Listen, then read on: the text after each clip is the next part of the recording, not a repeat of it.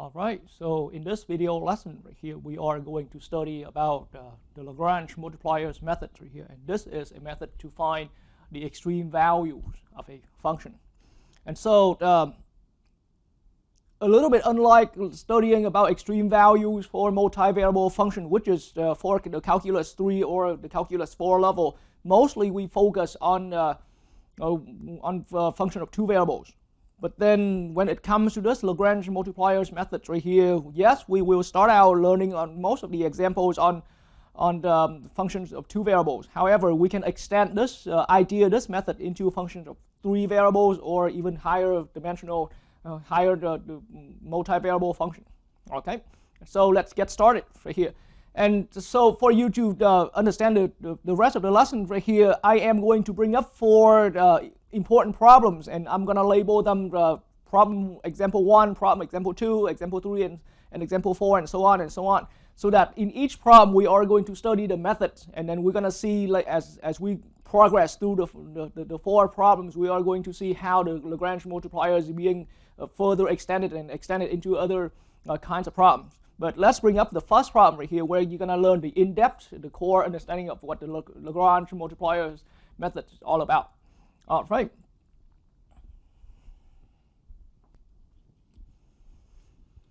All right, so here we are at example 1.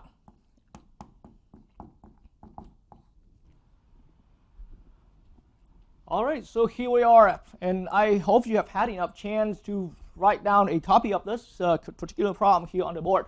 So let's learn to break it down a little bit before we get started into this. So, and again, this is our first problem here, and I call that example number 1 right here.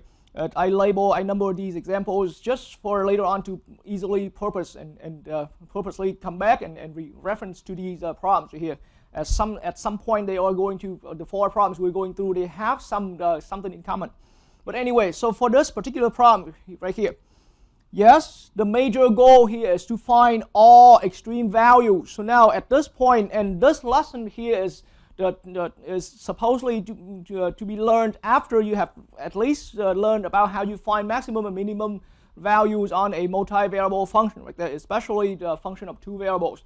And so along that way, the term extreme values here, yes, I refer to minimum and also maximum. So in any function right here, in any multivariable function, you are going to have the minimum somewhere and a maximum value somewhere found. And so all of those, we're going to find all of those, and we generally refer to them as extreme values right here.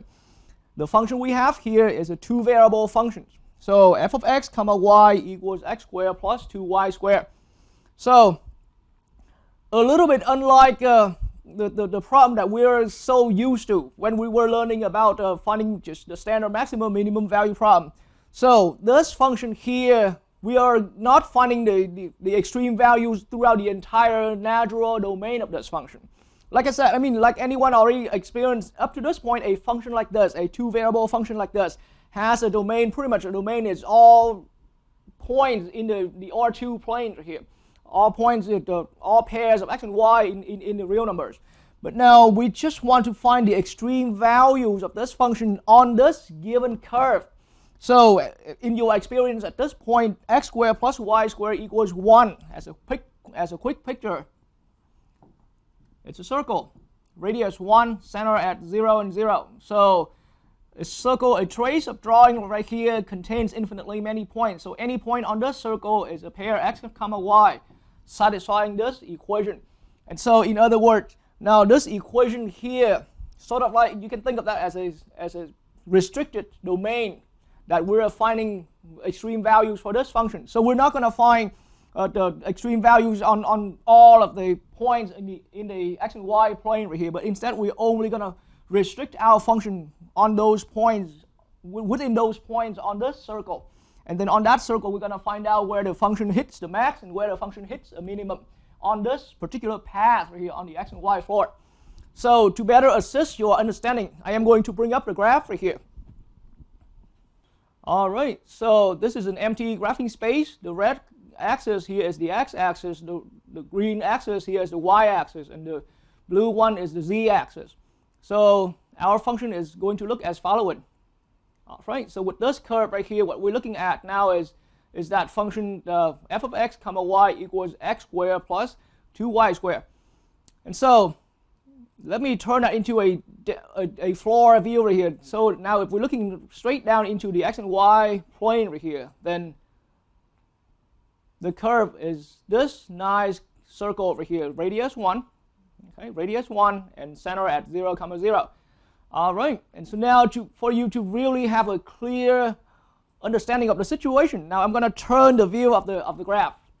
So now back on the graph right here, if we turn the view into the actual view right here, so the projection of the circle on the x and y plane, now when it crosses through the curve right here, it's going to actually become this curve. So the idea now is that on the curve x squared plus y squared equals 1 on the floor right here, when we're projecting that on the actual function surface, then we're producing this kind of curve. And so obviously you can see that at some point the curve is going to hit low, and at some other point the curve is going to hit a high point. And so that's the whole purpose of this problem right here. Okay, at some point it's going to hit high, and we can call that it's a maximum. And some point on this curve on the graph of x squared plus 2y squared right there, we're going to have the function hits low, but only around that curve. And so that's the idea of how we're getting into the problem right there. And this is where we are going to look for that new method. We're going to apply the method using the Langrange multipliers to solve the problem right here. And then so let me explain even a little further. So in our usual term, then, so in the way how I see it, yes, in a usual term, and when I say usual term, I mean the terms of the terminologies we've learned when we were starting to learn about minimum and maximum value of a function. Then the x squared plus y squared being underlined right here, x squared plus y squared equals 1. This equation right here, yes, we understand that as the domain, as the restricted domain. All right, that's clear. Because like I explained earlier, this function itself naturally has its own domain of being all x and y points, right, on the R2 plane right there, or on the x and y plane. However, now we're not doing that kind of problem. We're not finding that kind of problem. We're only going to find the maximum and minimum value on this for all of those x and y points being on this circle. And so yes, you can consider this circle as a restricted domain in that terminology we already knew from learning about, just from our beginning study about the maximum and minimum value problem. But now the reason I mentioned this is because aside from that, we can also understand this x squared plus y squared equals 1, this equation. We can also understand that as, so yes, in one way we understand this equation as the restricted domain, but then it's also, okay, understood as they, now more later on when we apply this, we're going to see this as constraint, the constraints of the problem, okay, or just for short, it's called the constraints.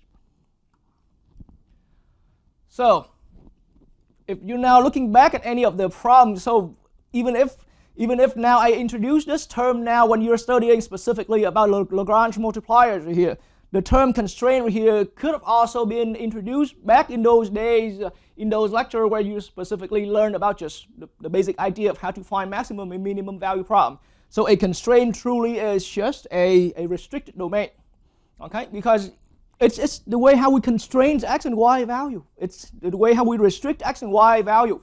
So instead of finding maximum and minimum throughout the entire natural domain, for example, in this function, again, all x and y, x comma y points throughout the entire R2 planes right here, then we are restricting that. That's why it's a constraint.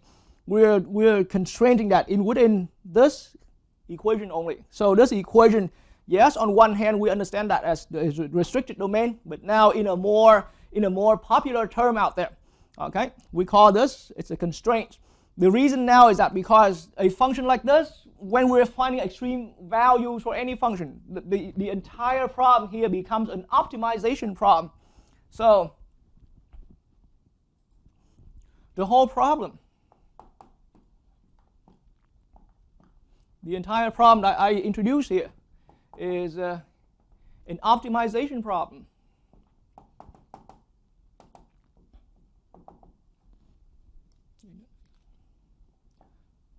Okay.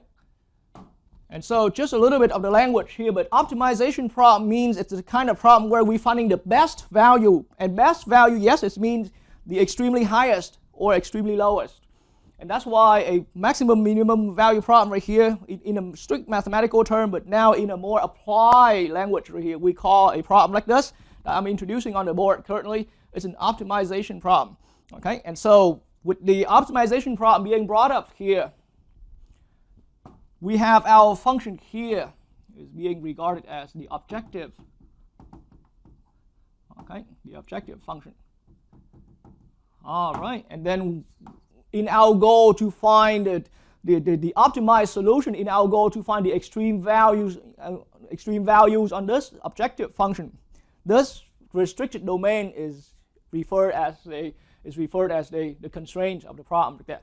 All right, so those are the good enough understanding, okay, of the general problem. So later on, for the later problems or any other maximize and minimizing problems out there that you're facing with, it is on the other hand an optimization problem where your main function is the objective function, and any of the restricted domain is more popularly referred as a constraint. All right, and so back into specifically this problem a little further, we only having one constraint for this problem. Okay, and then in some other problems we may have even more than one constraint here, and we go through and extend our understanding into all of those situations later. All right. All right, so now here's how we start, and I was just beating around the bush to explain some further the theoretical understanding. But now let's get into the exact idea, the idea of how we use the Langrange multipliers.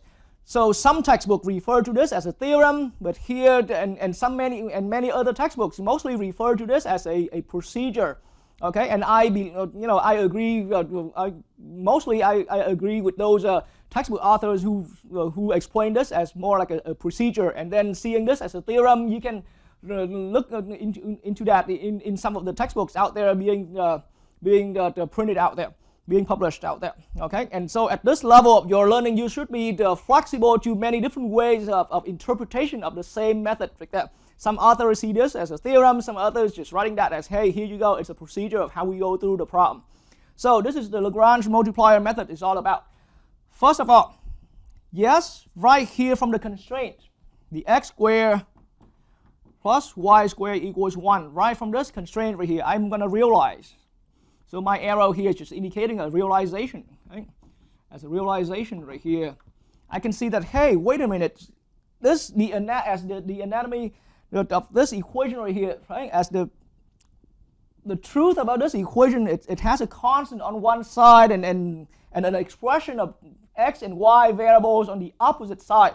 So as a realization right here, I can see that, hey, wait a minute, we can indeed define a function g of x. I realize that the left-hand side, the side that's opposite from the constants, we can just consider that as a function g of x comma y. And so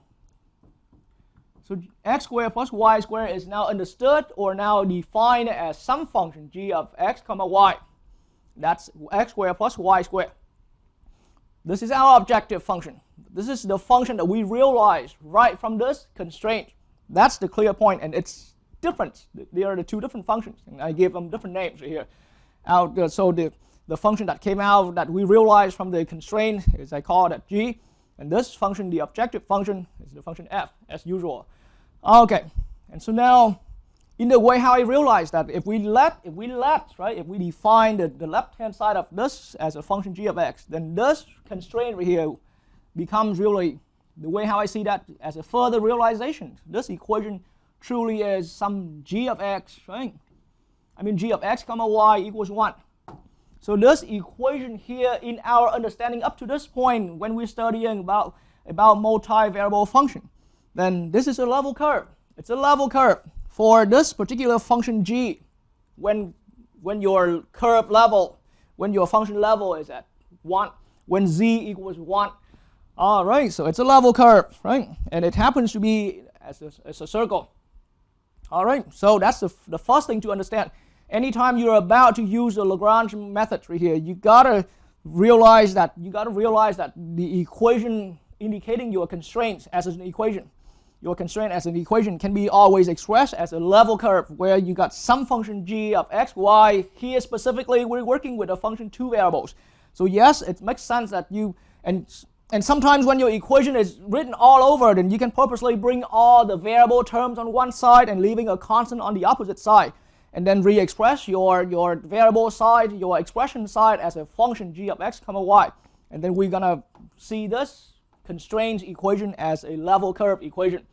All right, so that's the one of the first step right here to realize. And so now, the main idea of the Lagrange multipliers method is here. So right now I'm gonna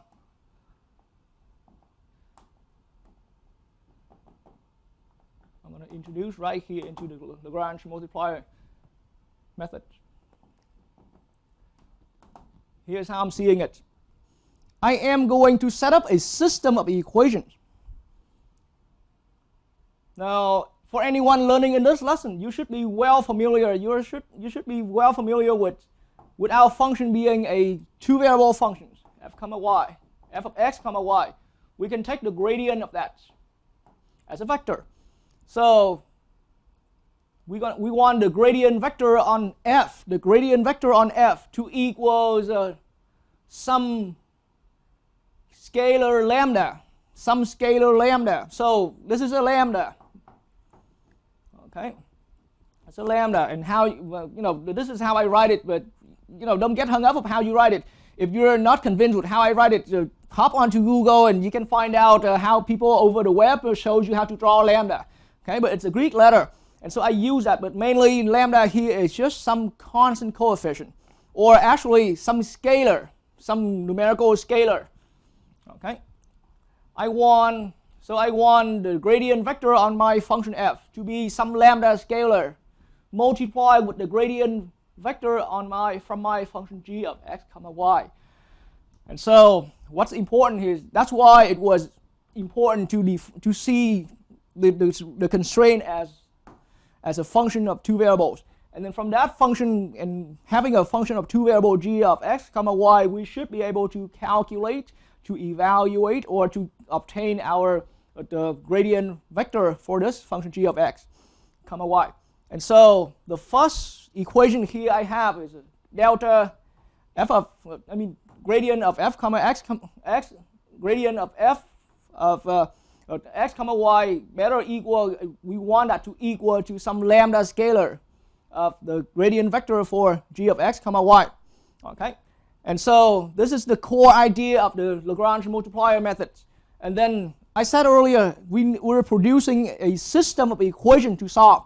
So this is one equation. The next equation here is that constraint equation, and we're seeing that as the g of x comma y equals 1. So specifically for this problem right here, yes, that constraint equation is g of x comma y equals 1. But more generally speaking, right here from this equation, so more generally, it's whatever you recognize from your constraint equation, then you write that as g of x comma y equals some constant c right here. That's the constant c. That's a more general case right here. All right, but so now, from what I said earlier, this is clearly a system of equations. Okay, and in my style, in system of equations, I use a curly braces to include all equations involved in that set of equations like that. Okay, so yes, you got to realize the whole idea, the whole core idea of the Lagrange multipliers method is to set up this system of equation. So right here is a system, okay, of equations. Okay, and primarily you already got 2 important equations. one equation is to point out the gradient on your function f is to equal some lambda scalar multiplied with the gradient of your function g. And then the next equation in your system of equations here is our equation from the constraints equation right there. All right, but then right from this system of equation, let's work it out a little further. So specifically into our problem, let's take things a little bit further right here. I'm going to note this here a star system, okay, to come back to easily later on come back and reference to it. But now our function here, let's calculate what on our function, let's calculate what our gradient vector is. So the function was f of x comma y equals x squared plus 2y squared. And so now for anyone learning in this lesson, you need to be already fluent with how to find partial derivative in terms of x and partial derivatives in terms of y from your own function, because that's how we calculate our gradient vector. So just as a brief reminder, the gradient vector is f sub x, the partial derivative of our objective function in respect to x, and the other component is f sub y, the partial derivative in respect to y. And so that means here our gradient vector for f at any general point x comma y is going to be the following: 2x comma 4y. 2x comma 4y. The function g that we have defined previously. Now when we're getting that for the function g, now when we're getting the gradient vector, it's going to come out as following. And let me remind anyone about the function g. For anyone learning this particular problem right here, the function g is x squared plus y squared. Okay, and of course it's a function of two variables. And so here I'm looking at delta g is going to be g sub x comma g sub y. And this is, once again, anyone learning in this lesson should be fluent with what I'm doing here with the gradient. Okay, and so taking the partial derivatives, we're looking at 2x comma 2y. So those are the two gradient vectors, the gradient vector for f and the gradient vector for g. And so right here, according to this first equation in our Lagrange multiplier methods right here, then we're looking at the following result. Desiring this equation, meaning the gradient vector as a vector equals some scalar, some lambda scalar multiple of the other vector right here. That means, so right from that relationship, delta f equals some scalar lambda of delta g, that implies that we're looking at 2x comma 4y as a vector equals some lambda scalar. This is scratch work of 2x comma 2y.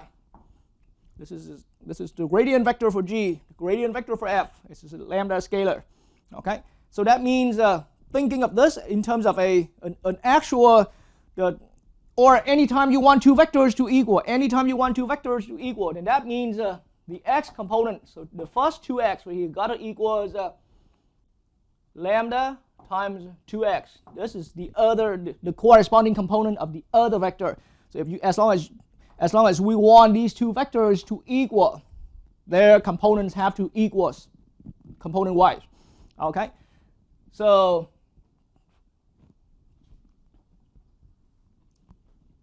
now I'm looking at the next equation, 4y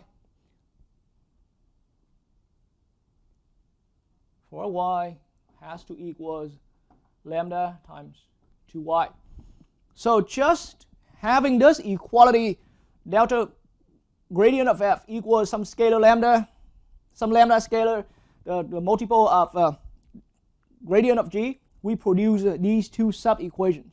All right, so make a good note of that, because very soon I'm going to have to erase this and make space for the next step. All right, so now our system here really becomes the following. So after some of the minor but quite important steps right here. This system really becomes, that equation produces 2x equals lambda times 2x. And then we have 4y to equals lambda times 2y. So we already, just from that equation, we produce two other equations in the same set. And then right here, we're looking at x squared plus y squared equals 1. So we have really produced a system. We finalized our system here, our main system that comes straight out from the Langrange multipliers method. That system produces a set of 3 equations for us to solve. Okay, so in a way it is algebraically, it's just a brief reminder. Anytime you're solving a system of equation, here's what makes sense. We got 1, 2, and I mean the x and the y. So 1, 2, and 3 unknowns for a system. And so in order to be able to solve successfully, we need 3 equations. That's the way how things are, how things should be consistently connected with each other. Okay, so we got here a system. This star system right here now becomes a system as following. Okay, 2x equals lambda times 2x. 4y equals lambda times 2y. And then we got a third equation. X squared plus y squared equals 1. All right, so now with that. All right, so I need more space, so I had to erase what was on the board here as a main description of the problem. But then now we're going to, so for this problem, I am going to spend a little bit of time solving through algebraically the system that we indicated over there. And so now when it comes to solving a system like this, they are not all linear equations. Then there has never been a clear how-to method right here. With our system, 2x equals lambda times 2x. 4y equals lambda times 2y. And then x squared plus y squared to equals 1. With this system right here, yes, let's label that equation 1, equation 2, equation 3. Okay, and so right from 1 and 2 right here, just 1 and 2 together. All right, just right from 1 and 2 together. Or actually, and there are so many ways of solving it. So just now I think about right here from this equation 2, I can do the following. Or right here from equation 1, I can do the following. 2x minus lambda times 2x. I can subtract. I'll bring all variables to one side, turning that into 2x. Factor out 1 minus lambda equals 0. And so I skipped a little bit of some small algebra steps, but basically I brought that term over and factor out a common factor 2x. Now I stayed away from dividing both sides by a 2x right here because the x itself could be equal to 0. And so be careful with that. So don't cancel that x out because it could be equal to 0. We're finding the unknown, so x here can be anything, and delta can be, lambda can be anything. So I brought that term on the right, from the right hand side to the left, and factor out a 2x. The 2 here can be cancelled.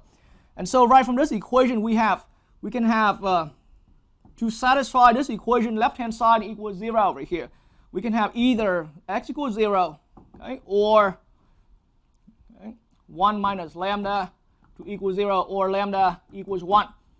So now from right here, we came up to a few cases. So let's look at the case 1 right here. I shouldn't even call that case 1. Let's just call that in the case where x equals 0. All right. So we found, the point is, right here in that case where x equals 0, that solved this equation. This equation came out right out from 1. If x equals 0, then think about it. This third equation right here, this equation number 3, produces y squared equals 1.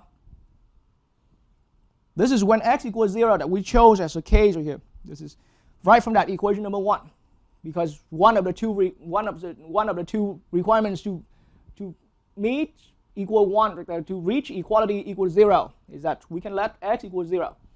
And so now if that's the case, then we're going to come up with, we're substituting x equals 0 into the third equation, making that y squared equals 1. And that gives me y equals plus and minus 1. So we found two values. We found, so this is what it says here. When x equals 0, okay, when x equals 0, we find y equals 1. That's one pair of values. When x equals 0, we also can find y equals negative 1. And so the third variable to solve for is the lambda. Okay? And so now with the lambda right here, when x equals 0, right, and y equals 1, when y equals 1, with y equals 1, then the equation number 2 here becomes, you see, equation number 2 becomes 4 times 1 equals 2 lambda. Okay? Substituting y equals 1 right into that. And so, and that's why I wrote this line together with this same result. Currently, x, in that case where x equals 0 and y equals 1. And so 4 equals 2 lambda. That's leading to lambda equals 2. All right. So that means, after quickly erasing that little algebra work, we found a pair of values x equals 0, y equals 1, corresponding to lambda equals 2. So we found one solution. And that was under the case where x equals 0. Still, under that case, x equals 0, we also found another value for y. Y can also equals negative 1. That solved the system for x and y. But then that means in this particular case right here, then substituting y equals negative 1 into equation number 2 again. Equation number 2 will become, okay, minus 4, because y equals negative 1. So minus 4 equals minus 2 lambda. All right, and that leads to lambda equals, again, equals positive 2. All right, and so now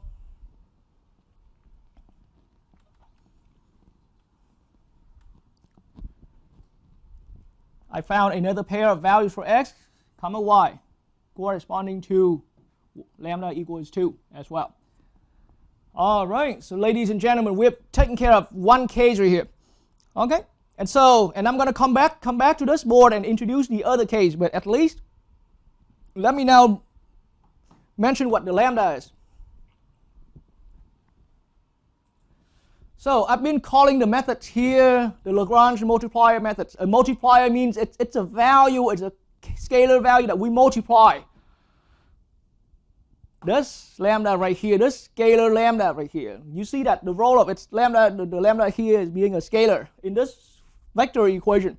And so, yes, ladies and gentlemen, this lambda is what we call, this is the Langrange multiplier right there. Okay, this is the Langrange multiplier, because we multiply that scalar.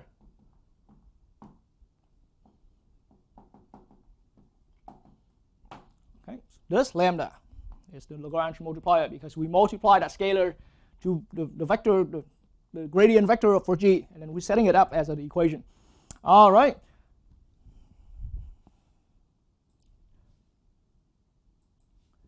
And so we have found one pair of values, x equals 0, y equals 1, right, for lambda equals 2, and x equals 0, y equals negative 1 for lambda equals 2 as well. And that's finished with that case where back in this equation we chose x equals 0 as the case. All right. So now, what if we chose the other case? Okay. When we swing over to the other case where back in this equation, if lambda equals 1 to solve this equation, if lambda equals 1. And so now out of the 3 variables, out of the 3 unknowns here, we got lambda found. Okay. So if x equals if lambda equals 1, I can now substitute lambda equals 1 into the anywhere I see lambda, the unknown being the unknown in the 3 equations here. And so this system star here, containing 3 equations from start, becomes the following, leads to the following. We got a 2x equals 2x. 2x equals 2x, because lambda equals 1. Now that here we got 4y equals 2y. All right. And we got x squared plus y squared equals 1. All right.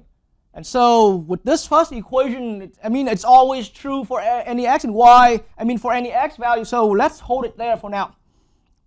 At least we can use these 2 equations to find the right pair of x and y value that satisfy these, and then any x and y, any x value we found right from this system, it should also satisfy this.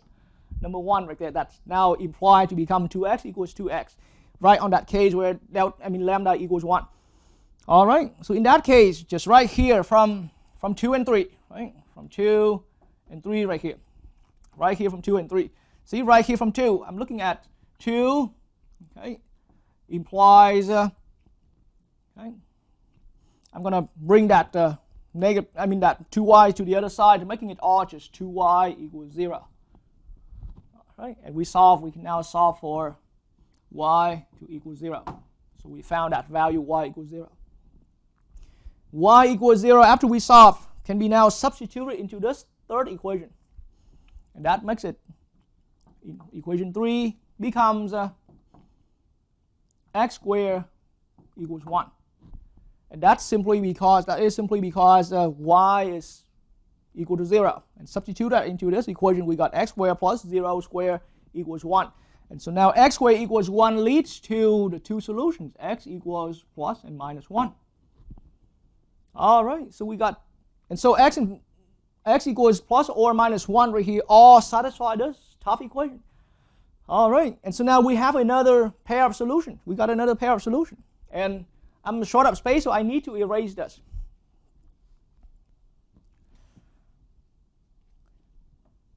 So now we can have, for lambda equals 1, we can have x equals 1, x equals 1, and y equals 0 for lambda value equals 1. That's one pair of value. We can also have x equals negative 1 and y equals 0 for lambda value equals 1. All right. And so now at this point we have found all solutions. So at the bottom line, concluding our work right here, we had 0 for x, 1 for y for lambda equals 2. We got 0 for x, negative 1 for y for lambda equals 2. 2 pairs from the previous work. We got 1 for x, 0 for y for lambda equals 1. So these are our values that we also found from the system for our multipliers. And when we use the multiplier values lambda equals 1, we also got another pair, negative 1, 0. So now we got 4 points. And so now I got to mention, and let's swing back to the graph right here. These 4 points, they're all the points that you can easily verify they're all on this circle, the restricted domain, or they're all on that constraint of our function. Okay, so 0 for x, 1 for y is this point. 0 for x, negative 1 for y is this point. 1 for x, 0 y for y is this point. And then negative 1 for x and 0 for y is this point right here. All right, so right now because you're seeing the graph, so you can kind of tell already, but now let's do the formal math work. So what do we do with the 4 points that we have found after solving this system of equations?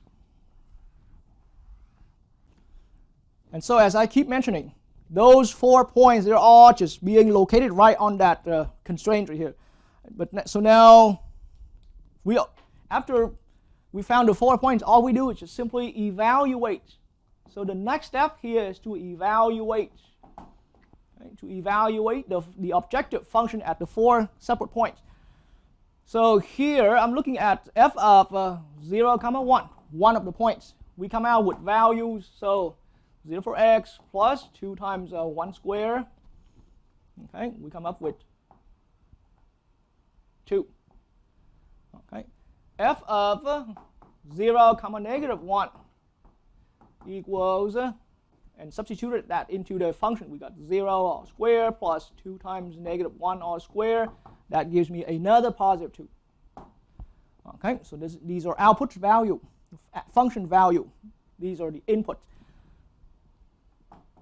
And then we got 1, 0 substituted into our function. Evaluated it out to be 1 square plus 2 times 0 square.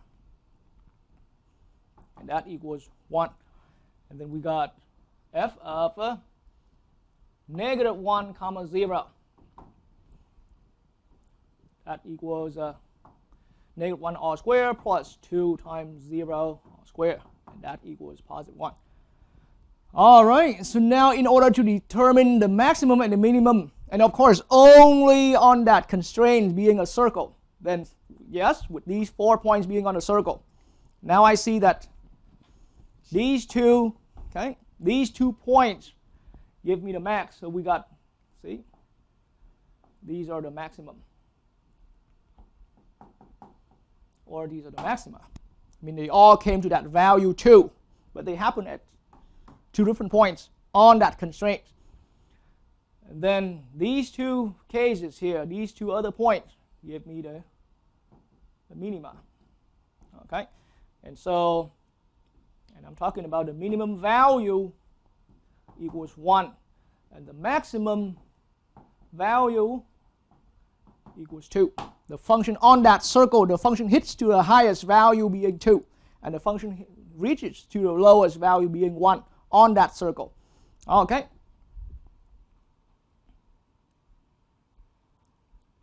So on the graph, just like that again, when it's, see, the function hits to the maximum value at those designated points right there. Okay. 0, 1, and 0, negative 1. The function reaches minimum on that circle right here. Okay, when it's 1, 0 and negative 1, 0. And now I would like to emphasize a further thing. In the end, a problem that we're doing here is a maximum and minimum problem. Langrange multiplier method, or whatsoever methods we're calling it, is just a method. But in the end, as a bigger structure of the problem right here, I would like to make a connection. The way how I see it, now when we are restricted, once we have restricted our function, our objective function into a certain domain, and that's why I mentioned about domain earlier, then now when we're in a closed and bounded domain like this, that circle itself, now ignoring the interior part of that, but just on the circle itself, it's a bounded and closed domain. Then whichever maximum and minimum we have found on a bounded and closed domain right here, these are, in our common term, in our usual term, these are all absolute maxima and absolute minima. So the 1 right here is the absolute minimum value, and the 2 right here is the absolute maximum, and those happen at these points. That's how it happens. And so Langrange multiplier is another method to find absolute maximum and absolute minimum in a given constraint.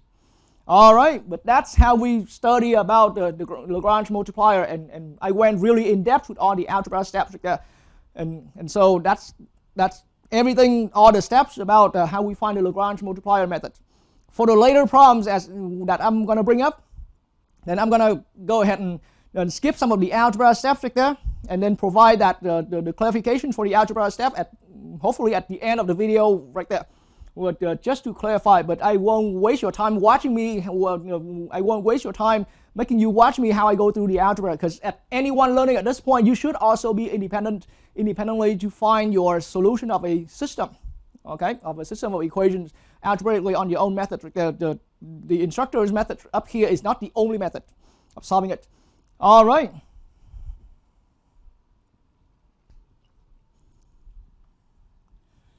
now we're looking at problem number 2, where I call that example 2. I'm going to spend some time writing it down.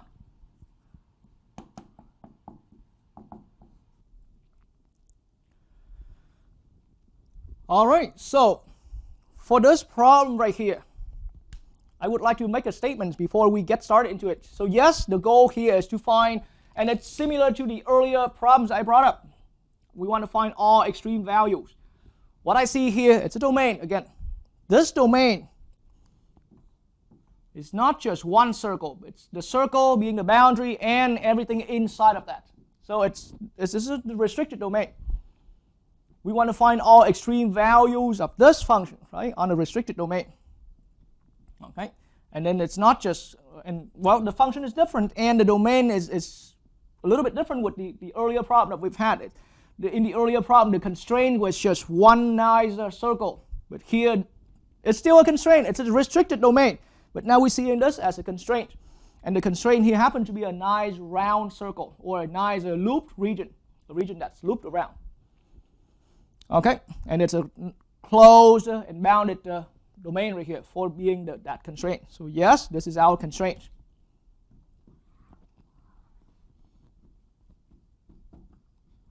That's our constraint, like that. And the constraint being this, and that's why we got this inequality. Now, the real important part about the statement I'm about to make here on this problem is that if you've studied with me at least, when you were learning about just the basic idea of how to find the absolute maximum and the absolute minimum value problem, I brought in this function before in my earlier lecture when I was introducing just how to find maximum and minimum value problems. And then back in that lecture right there, which is tentatively before learning about the Langrange multipliers, then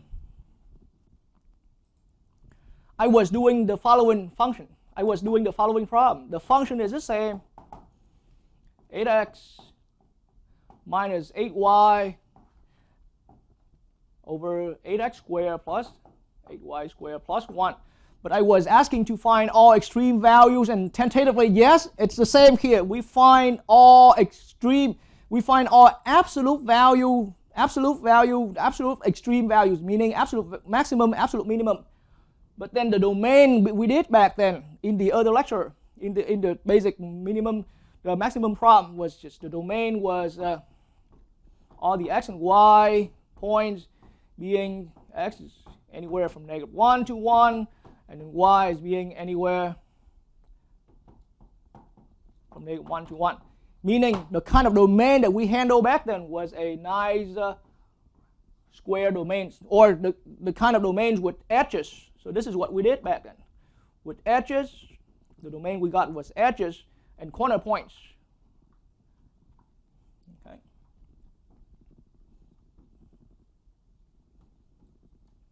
All right. So back then in our lecture learning about how to find absolute maximum and absolute minimums on a restricted domain like this, we were able to find all critical values happen inside the domains, and we consider the separate cases on the edges, on these disconnected edges, and also as well as the corners. But then at the end of that lesson, when I finished with a problem like this, I mentioned that the method we learned there at that video lecture was only limited to the kind of domain where we got edges and corners. But the method we learned there back then was not able to handle the kind of domain where the same function like this. But now we're going to find absolute maximum and absolute minimum region, absolute maximum and absolute minimum value on a domain where it's just like a loop around, no edges. What the main thing to realize here, different from the problem that we've done in the earlier lecture when we were finding absolute and absolute maximum and absolute minimum, is that the domain here is a nice looped around region. Now here specifically it's a circle. Perfect, good. But generally speaking, it's a nice looped around region, closed and bounded. And so as I said back then, when you were learning previously earlier, when it was finding an absolute maximum and absolute minimum, anytime it comes to a nice looped around region, at that level earlier, you got to wait into a more universal method. And so ladies and gentlemen, the more universal method is this method right here, the Langrange multiplier method. So now I'm going to show you how we're going to use the Langrange multiplier method to handle really a problem quite similar to what we have done back then in the old days. But now the region here, okay, just the region, you got to understand the region here has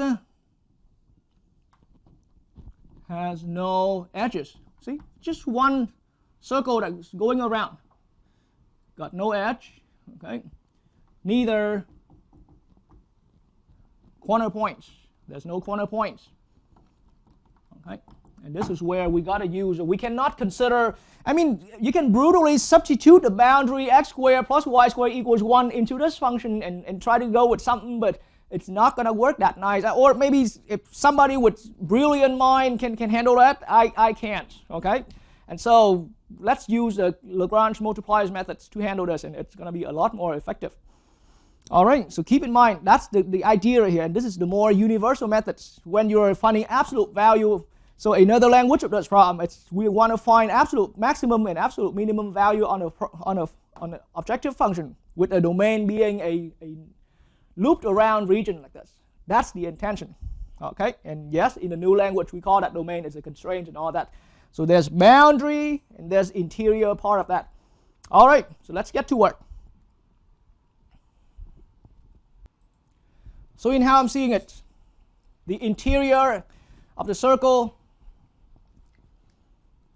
for the interior of the circle, then some critical point may happen in there, in the interior point of that looped around domain there. So this is where we're going to just apply our understanding from the previous learning, from the previous course or whatever, when we were learning about finding absolute maximum and absolute minimum value for a function on a domain, on a restricted domain. The first thing is to find critical values. And so our function f of x comma y equals 8x minus 8y over 8x squared plus 8y squared plus 1. The easier version of this function is indeed, I'm just talking about the algebraically easier version. I'm going to reduce everything here by 8, so I'm looking at x minus y all over x squared plus y squared plus a 1/8. That's the easier version, the more simplified version of the function, easier to work with. But now, so this function, yes, you can apply, and I'm not going to go through the steps here, but you can apply and you can easily find. Let's just find the first step right here, right? Let's just find the critical points. Okay? But I'm saying inside of D. Okay? So this is where you're going to bring in all of your past understanding about find the partial derivative of the function in terms of x, find the partial derivative of the function in terms of y, and all that, right? And solve for the system f of x equals 0 and f of y equals 0, right? Solve that system simultaneously to find all the x and y values and only filter out those points being inside of this domain. And then after that, you're going to use the second derivative test, the D thingy, right? To test for whether those give a local max or local min inside your values. That's what I call the critical point. So this step right here, I can leave that for viewers to do independently. So you feel free to pause the video here and find your own critical points. And I'm looking for those critical points inside of D, inside of the interior. All right.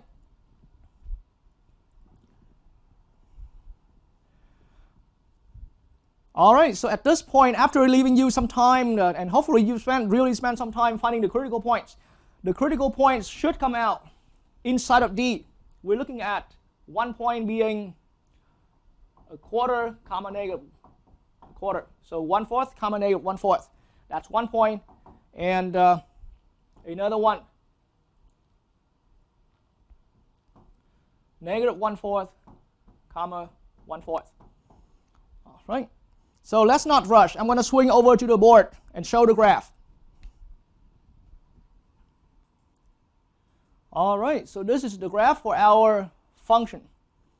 All right, 8x minus 8y all over 8x squared plus 8y squared plus 1. So it gives this graph. So you can see that there's a mountain, there's a peak, and there's a valley right here. All right, and so finding your critical points that I found on the board earlier, it should be right here with, see, x-axis, y-axis. So 1/4 comma negative 1/4, about right there, because each one of the grids right here is at the 1/2 space right here.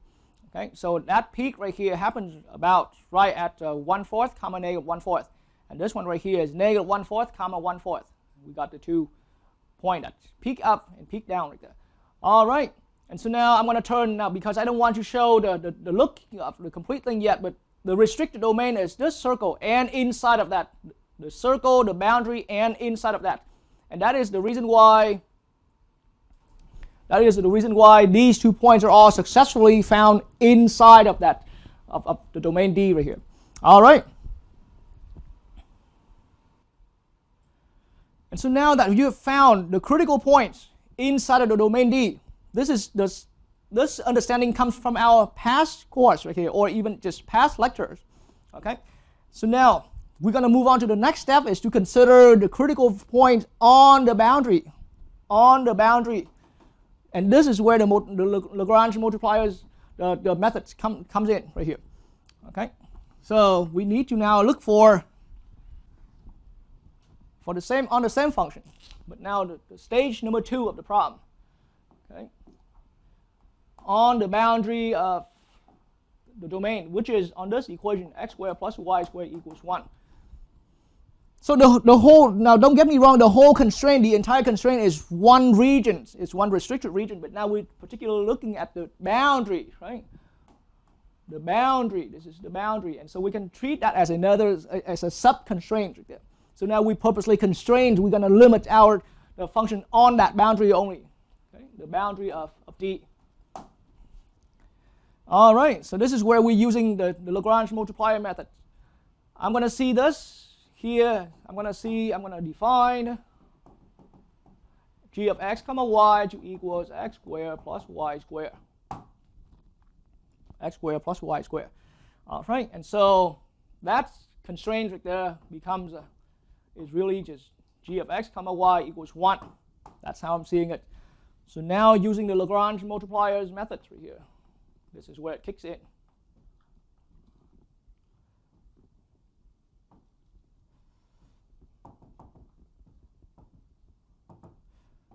Right, so to set up the Lagrange multipliers methods, the setup for that, what we need, the gradient of f to equals with some lambda scalar multiplied with the gradient of g.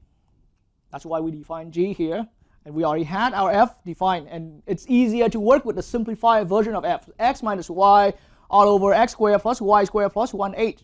Okay, but in the end, it breaks down to one system, and gladly, our equation here, our function here is still a function of 2 variables.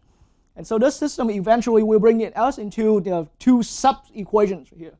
And then we got the third one here being, now for our specific case right here, okay, g of x comma y equals 1. That's the main idea of, that's the starting setup for our Lagrange multipliers methods right here. All right. And so,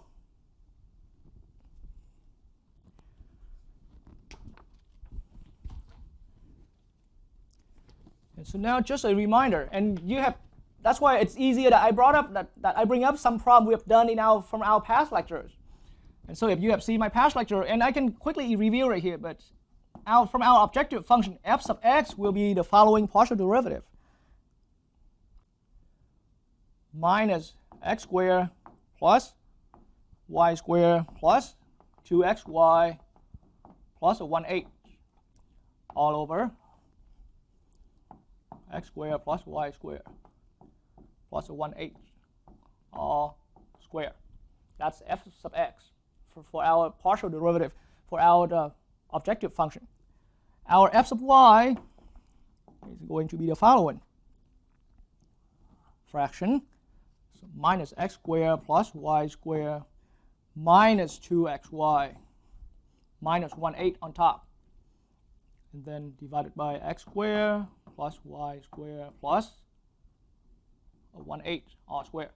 And so I highly encourage anyone viewing the lesson right here to independently calculate your f sub x and f sub y and compare with my result right here. And I spent hours to prepare before I record this lesson to make sure that I found everything here correctly and without any mathematical error. Okay. So that means, and then our g sub x, okay, is simply a 2x, and g sub y is simply a 2y. All right. And so in that way, from the Lagrange multiplier method, okay, setting it up, I'm going to need to erase this to write our complete system of equations. We're still going to have 3 equations, okay, 3 equations with 3 unknowns right here. But the equation may look big and it may surprise you, but it's not going to be so bad. So the Lagrange multiplier methods is going to come up for us the following equation. The partial derivative in respect to x for our function f has to equal the lambda multiplied with 2x. The partial derivative in respect to y of our objective function f has to equal lambda times 2y.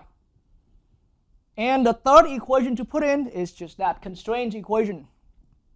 X squared plus y squared equals 1. This is our system of equations to solve for. We still got 3 equations and with 3 unknowns, x, y, and lambda. Anywhere in these 3 equations, you're only seeing that we're having 3 unknowns. The lambda, the x, and the y. All right. So admittedly, yes, this system is a little challenging to solve that algebraic, but I'm not saying that you can't. I spent some time solving this algebraically as well. But I see it's not going to be practical to make you watch me doing this. So if you're really interested in how I solve this algebraically, I'm going to throw that footage at the end of the video lesson here. Okay. Otherwise, you can also use computer software to find the solution of this. So right now, I'm not going to go through the steps. Our goal is to solve the system to come out with x, y, and x and y value, and also the corresponding lambda. Okay. So from my work that I have done before recording this, then I've come to, right. So now we're clear that we can either use the algebra or the computer software. Then I've come to square root of 2 over 2 for x. One solution. And y equals negative square root of 2 over 2. So this pair of values for x and y is corresponding to the lambda value equals minus 28 over square root 2, times square root 2 over 81. So I've got one triple of values right there, one triplets of values right there. Okay, and that's not the only point. So mainly as a point, this is the point x comma y right here. And I have another point right here that I have solved for. And so again, on that boundary, I found another point. X equals negative square root of 2 over 2, and y equals positive square root of 2 over 2. And this is corresponding to lambda value equals positive 28 square root of 2 over 81. So we got 2 solutions on this boundary. Okay, or maybe let me repeat the other solutions here, rewrite the other solutions here on this boundary. This is what I found right here.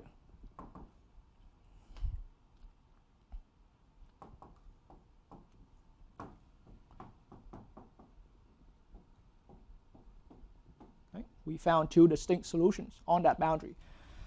All right. So these are all the critical points. Earlier we found the critical points inside the domain D. And now on the boundary, we use the Lagrange multiplier methods. I didn't show the algebra steps. And if you're comfortable with computer software, go for it, because there are so many computer softwares out there that can handle this. So I'm not going to specifically appoint to any computer software to use. Okay? And then at the end of the video lesson here, if the video didn't get too long, then I would put in some short footage of how I algebraically solve this. But anyone experienced enough in algebra should also be able to solve this system right here without my lead. All right, and so that's all I have. This is all the points, the critical points on the boundary. And then inside the boundary, we got those points I've listed down earlier. So now all together we've got, I'm going to modify my board right here.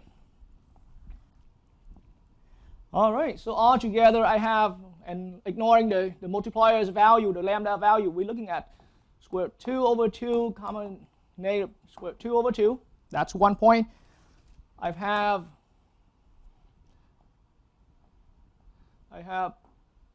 negative square root 2 over 2, comma positive square root 2 over 2. These are all the points right on the boundary.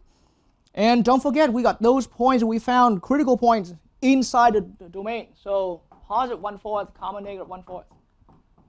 And negative 1/4, comma positive 1/4. All right. And so now with this, I'm going to go ahead and evaluate, because remember, our goal here is to find all the absolute maximum and absolute minimum. So just now we found all of the candidates. These are all the candidates we ever found in the domain, inside the domain, in the interior, and on the boundary. Those are all the domains we have squeezed out. So now I'm going to evaluate these at our function. All right, we're going to evaluate these at our function. So I'm going to spend some time doing some calculation. All right, so from my calculation, it came out this point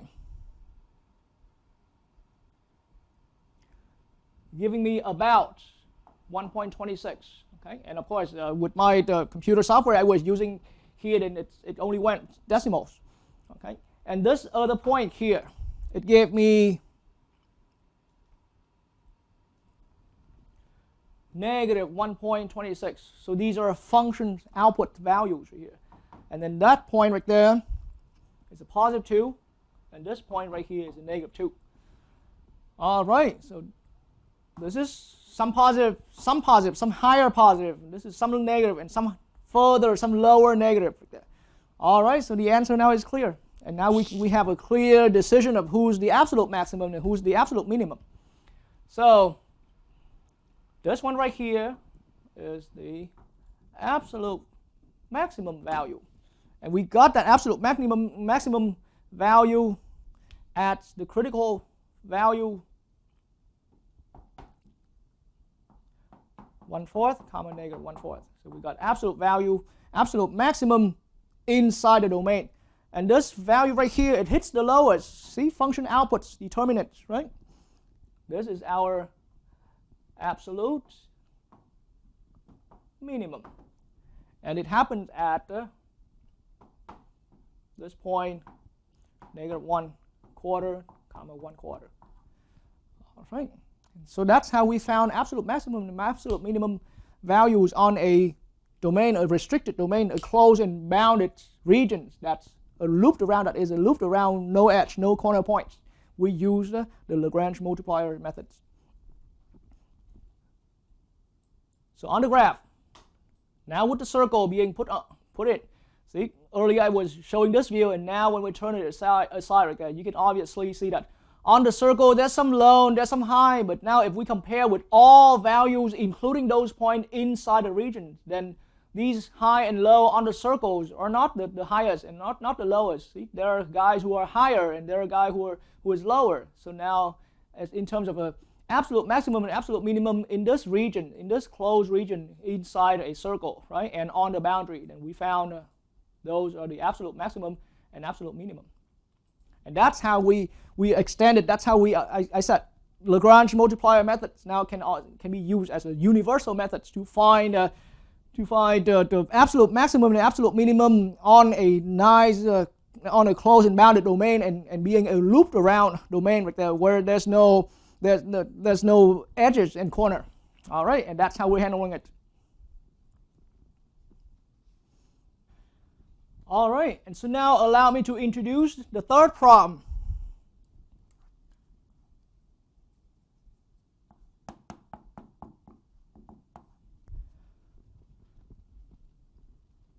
All right, so for this function right here, for this problem right here, we are extending the methods of finding of using Lagrange multiplier into finding an absolute extreme values problem, maximum and minimum value problem on a 3 variables function. Now, so this is something beyond what we have learned previously. This is something that beyond our ordinary methods of finding maximum, minimum. Because back in the days when we were learning about finding maximum and minimum values on a multivariable function, I said clearly that we were only able to restrict that down to 2 variables. function of two variables. But now with the Lagrange multiplier method right here, we can extend the idea to functions of three variables and even more. Okay, so let's see how it works. So again, here's our function. And I'm changing the wording a little bit, but the constraints is here. And so to get you comfortable with the real world applications out there later on as you go through, learn through your course. See, subject to, so we got an objective function and we want to find the extreme values, but see, restricted to that constraint. But now in a more popular way of saying it, subject to that constraint. Yeah. So there's our constraint, and there's our objective function. All right, and so now at this point right here, I can even pick up the pace a lot faster. So yes, the essential idea of using the Lagrange multiplier method, nothing unusual. So using the Lagrange multipliers, or just the multiplier, okay, we're going to set up the following. Yes, we need the gradient of f, and we want that to equal to some lambda scalar multiply with the gradient of g. And then we need g x comma y comma g comma z here. G of x comma y comma z equals a constant. So before I conclude this system right here, yes, this x squared plus y squared plus z squared, we can call that our function g of x comma y comma z equals x squared plus y squared plus z squared. The constraints gives us the function g. Okay, and then the function f is right here, needless to say. And so this equation here is seen as now it's no longer a level curve, it's a level surface between the function of three variables and a constant and a level 1 like that. All right, so this constraint is now understood as that equation g of x comma y comma z equals 1. All right, so that's how we're setting up our Lagrange multiplier system of equation. So that famous system of equation, you have seen that in 3 problems. This is the idea right there. And as I said earlier, some books, some textbook authors refer to this as a theorem, and some other ones just refer to that as, hey, that's the method, how we're setting it up, and how we start, and how we go. Okay?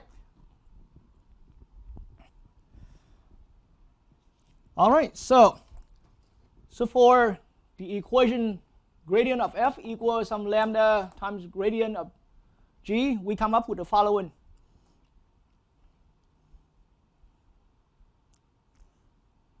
We're coming up with the system being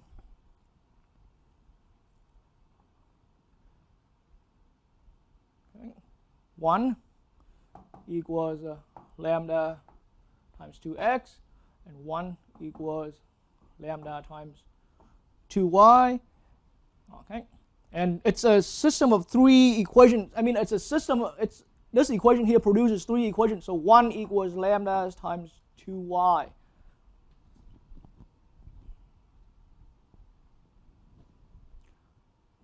Lambda times 2z. All right.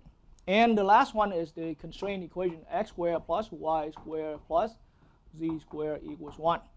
So I just want to mention that. So now, right from that important equation, gradient of f equals the gradient, some lambda scalar times the gradient of g, you actually have produced for yourself already 3 sub-equations in your system. And together with the constraint equation, it makes the 4th one.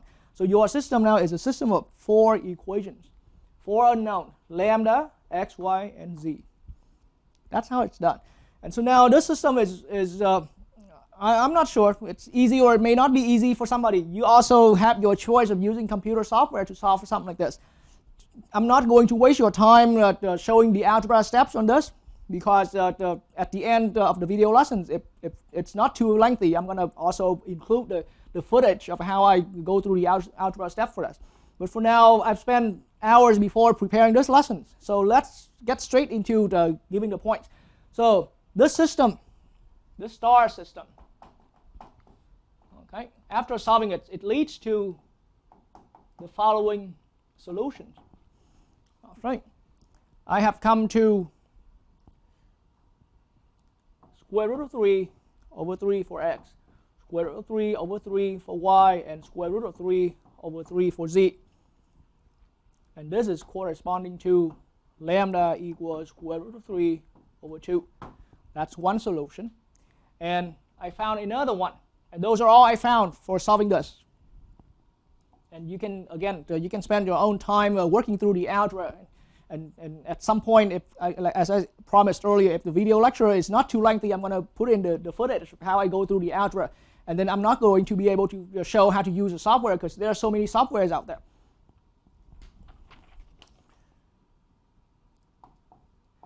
Minus square root 3 over 3, comma, negative square root 3 over 3, comma, negative square root 3 over 3. Okay, and that's corresponding to lambda equals negative square root 3 over 2. All right, so this is the solution that's after we solved this system of 4 equations there. All right, so now after solving those four equations, right, and coming up with the two solutions right here as a two triple values, then now we are ready for putting that into our calculation. So now I'm looking at f of, we're calculating it at square root 3 over 3, comma, square root 3 over 3, comma, square root 3 over 3. It's a function of 3 variables. And then we're going to also evaluate the function at this other solution. Minus square root 3 over 3, comma, negative square root 3 over 3, and comma, negative square root 3 over 3. All right, and so now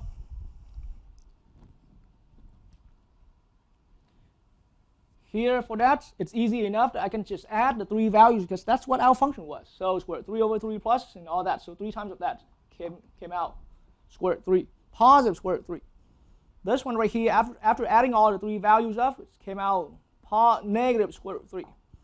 All right, so now the answer is clear. And we also found the value for the Langrange multiplier. But see, those are part of the problem, but we never had to really at the end use them. Okay, after 3 problems we have looked at so far.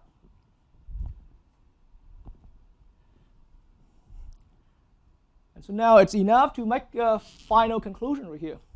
We're looking at absolute, see, that's right here maximum. And you don't even need to indicate that here, but I would just say absolute maximum, right?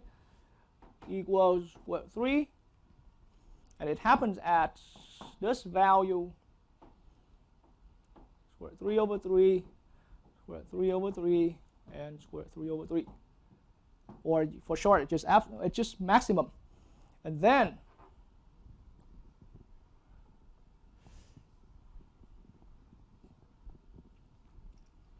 I got absolute minimum. That was equal to negative square root 3. This other value right there.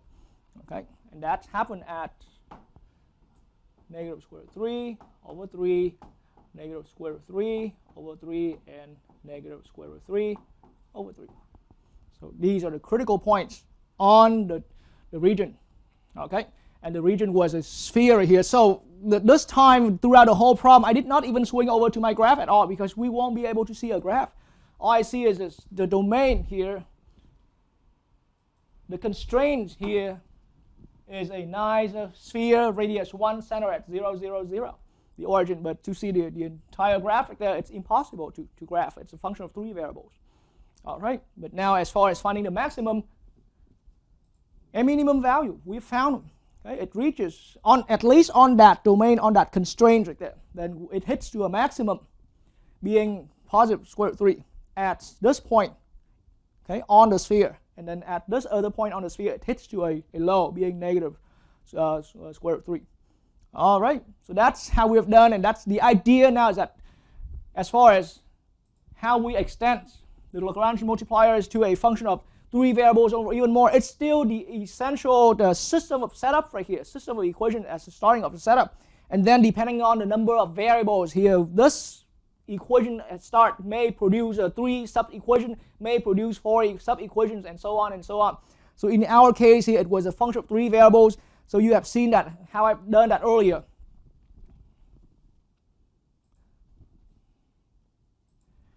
That equation there, that equation here, produce these 3 sub-equations for us. That's how it works. Yeah. Okay, but that's simply just how we extend the Lagrange multipliers method to the higher dimension of our multivariable function. Okay.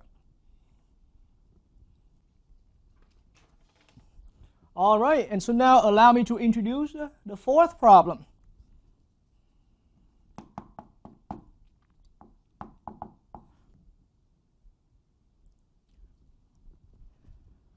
All right, so here we go. This is our problem number 4 here, and I call that example 4 in this video lecture over here. So the extension, this is how we extend the idea of using the Lagrange multiplier into those cases where we got multiple constraints. So this is one constraint, see, subject to, we have our objective function, subject to one requirement and another requirement. So this is 2 constraints right here. And so once you have learned the generality through this example, you should be able to apply your Lagrange multipliers into finding maximum and minimum value problems in those cases where you got 4 or 5 or 6 constraints again. Okay, so here's how we're setting up. The essential idea of setting up the Lagrange multiplier is going as following. So yes, right here we can see that as we can bring all the variables. See, the equation is all over variables on both left and right. So let's bring them all into one side. So I see, let's put this as x squared plus y squared minus z squared equals 0. I'm just rearranging that. Okay, and so now I'm defining this as a function g of x, comma y, and comma z. The left-hand side, and then the other side is a constant. For the other constraints, one side is already a constant. The other side has got all the variables. So I can just now think of all of that there as just simply this part right here, the variable side. I can just call it now. And I ran out of, I already used a g here, so I'm going to use a different function's name. So h of x, comma y, comma z. That's equals x plus y minus z plus 1. The entire left-hand side. All right, and so now, the constraints here, the first constraint gives me the equation g equals 0. And the second constraint gives me h equals 0. All right. So now we just right about ready to set up our Lagrange multiplier system of equation. All right. So now for the system of equation that we use the Lagrange multipliers. Now the gradient of f needs to be equal to, we got 2 functions, g and h. So now when we take the gradients, we need 2 Lagrange multipliers. So I'm going to call that lambda 1 plus some scalar lambda 2. So gradient of f equals lambda 1 times the gradient of g plus some lambda 2 times the gradient of h. That's the extension right there. So now think about if you got 4 constraints right there, then you're going to have lambda 1 delta g, lambda 1 times gradient of g plus lambda 2 times gradient of h plus lambda 3 plus lambda 4 and so on and so on. That's why originally the method here is called the Lagrange multipliers. There's always a possibility that you got to use more than 1 multipliers. All right. But that's how it starts right there for that main equation. And then the next one. So now I have g of x, comma y, comma z equals 0. And then h of x, comma y, comma z equals 0. You got now a system of 3 equations. And this main equation here will produce for you some sub-equations. Okay? All right, so now in the next step to finalize, so this is just the main starting point right here, right? The main setting up point of the Lagrange multipliers method right here. So now our star system, okay, becomes the following. So this is the star system right here, right? So delta f is simply, now the x component for delta f is going to be as easily as just 2x, right? And then I'm making that equals to, lambda 1 times 2x, okay, plus lambda 2. All right. The next one here, 2y, because we need the partial derivative in respect to y of that, and that equals to lambda 1 times 2y plus lambda 2. Right? Because, see, hx equals 1, hy equals 1, and hz equals negative 1. So that's how I set up these right there. Okay? And then 2z, the partial derivative, this is fz right here, equals lambda 1 times gz. But gz in our case right here, our z, remember our z function was our g function was something, x squared plus y squared minus z squared, so gz has to be negative 2z. That's the critical part right there. So now I'm looking at minus lambda 1 times 2z. Okay, and then see, hz is also a negative 1, so now it's going to turn into a minus lambda 2 right here. So we got 3 sub-equations, and now I'm going to fit in, see, x squared plus y squared minus z squared equals 0, and that's what explains for having the gz equals minus 2z right here, and gy equals 2y, and gx equals 2x. That's what explains for that. Okay, and then the last one I have here is x plus y minus z plus 1 equals 0. And so, ladies and gentlemen, that is our complete system that came out from the Langrange multiplier setup, the system of equations setup right there. All right, and so again, I am not going to show the algebra step to waste your time, and I'm not saying that we can't. We still can. I spent a good amount of time before getting to this lecture to go through this, the algebra work. I still want to maintain my own skill of working through the algebra right there. But again, aside from using the algebra, you can also use the computer software to find the solution of this. We got 1, 2, 3, 4, 5 equations with 5 unknowns. See, the x, the y, the z, and lambda 1, lambda 2. All right, so I'm going to just simply swing on the other board, write down the solutions. Okay, and however I solve for that, if the video lecture is still having some time left, I'm going to put the footage of how I go through the algebra at the end, or otherwise I'll just skip that and you can figure it out. All right, so solving the system from star right there, I found the following solutions. I found 1 solution, minus 1 plus square root 2 over 2 for x, minus 1 plus square root 2 over 2 for y, and negative 1 plus square root 2 for z. So it's a triple of values, and this was corresponding to lambda value, lambda 1.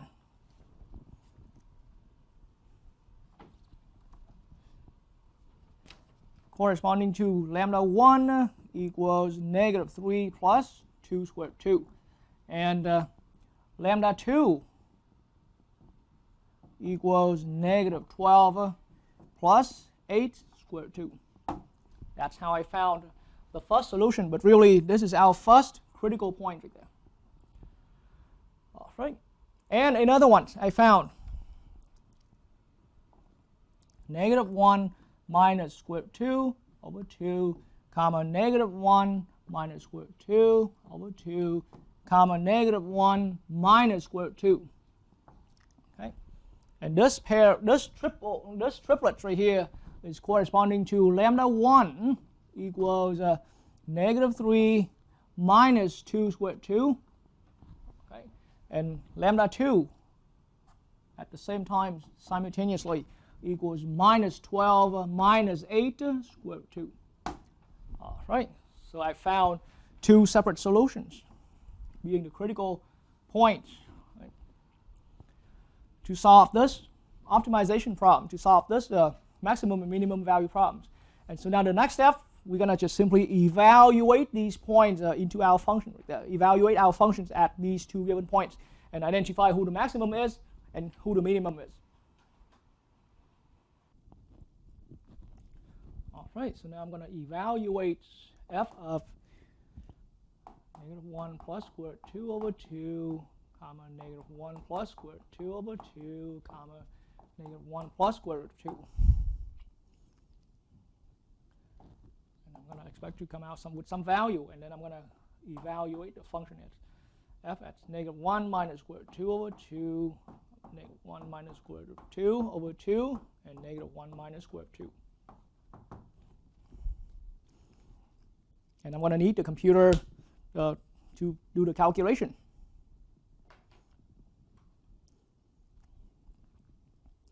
All right, so my calculation from the computer gave this function. The function came at this point right here. It came out with approximately 0.34. That's what my computer gave me right here in terms of decimal values. And then the function value that's at this other point, okay, on that within the two constraints, came out being with 11.66. All right, so now the answer is clear. Within the constraints, here's how I'm seeing it. Within the constraints, or satisfying the constraints, this is the minimum. We reach the minimum, and of course, needless to say, it's absolute minimum, right? It's absolute minimum. And it happens at that point. -1 minus square root 2 over 2, actually plus, or -1 plus square root 2 over 2, comma, -1 plus square root 2 at that point.